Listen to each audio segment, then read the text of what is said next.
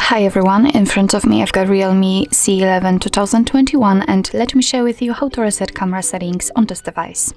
So first of all, let's open the camera up, and I hope that you can see this composition line which I've previously applied. I applied it before starting this video.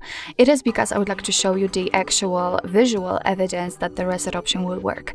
So if you want to reset camera settings, just tap on the settings icon in the right upper corner and scroll down to the very bottom. As you can see, we've got restore defaults option, so let's tap on it and your device will ask you if you really want to recover default settings of camera. So just tap on done.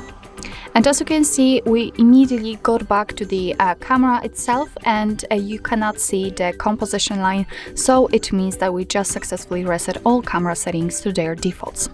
So actually this is it. This is how to reset camera settings in your REALME C11 2021. Thank you so much for watching. I hope that this video was helpful, and if it was, please hit the subscribe button and leave the thumbs up.